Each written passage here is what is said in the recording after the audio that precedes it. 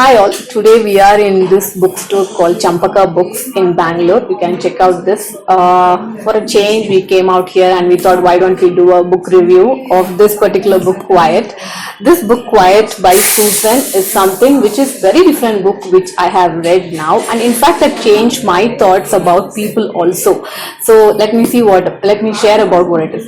The context of this book is that generally I used to think that people who speak very clearly in a crowd, they can speak and explain things clearly in a crowd, or the people who are very charismatic, and they are the people to whom I can go or look up to. Those are the thoughts which I have. There are times where I just envy how Barack Obama speaks in a crowd, right? So we all know that he's an extrovert. But this book made me to think that's a wrong notion, because in this world we have introverts as well as extroverts. If these words are very new for you, let me explain what introverts and extroverts. Introverts are the people who generally don't speak too much. They generally seek passion or happiness out of the internal level. That is, they be quiet and read a book or be with only 2-3 friends together. But for extroverts are the people who generally go out for social gathering, be with people, they just collaborate with them happily, and that's where they get the kick. So these are two different people, and generally in this world we always give more importance to these extroverts, people generally who speak out well. But we also have to give importance to these introverts. In fact, introverts are the people who do really great work compared to extroverts, they say. Let it be philosophers, scientists like Einstein, Buddha, for that Mahatma Gandhi. All these people are introverts who are quiet leaders, and in fact they made massive changes in whatever they thought about. And Susan speaks about extroverts generally get along with introverts to get very great feedback about them. So that level of precision are the people who have introverts.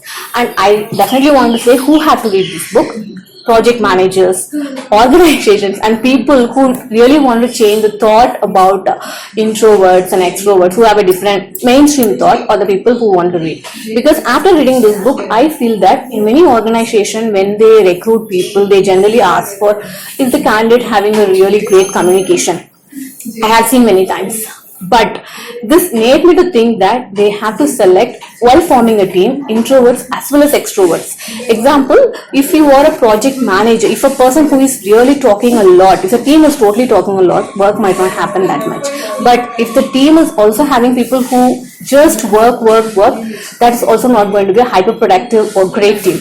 But if you're going to have a good mix of these both, then it's going to be really a spectacular team.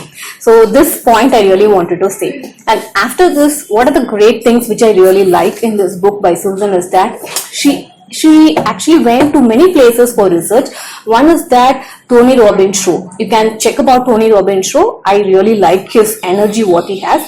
And in that show, she finds whether that's a place for introverts. It's only a place for extroverts who can express, and is there any way how they're able to connect with introverts? But luckily she could not find anything over there. Next is that she goes to a place like Harvard Business School, the top-notch school for business studies, right? And there she looks for people who are introvert leaders, which is really a different kind of thought she had. But surprisingly, she could not find any kind of introverts over there. So these are very different insights with which she has done this research. For that, I should give a great salute for Susan. And the next level of research is that what she says is that most of the Asian countries, let it be India, Japan, China, all these Asian countries, generally we operate in families, communities, all these are very great over here, right? And these are places where we are so conditioned for being an introvert. Most of the children who grew up in this situation are introverts, who don't speak more or who are much towards their work, what they do. But on that note, the diametrically opposite to the Western countries, the Europe and US, you see a lot of individualistic characterization over there, where people are go-getters and they just speak out. So they are extroverts. So what she says is it's not just about our own family condition, it's all about the complete culture of that particular country in which the culture of that particular continent also she speaks about.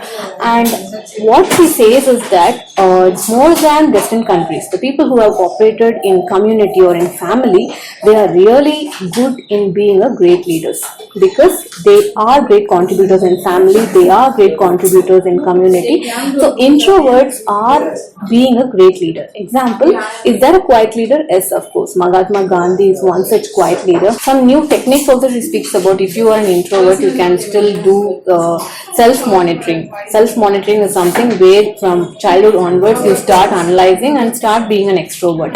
So those are certain techniques which she speaks about how we can become an ambivert.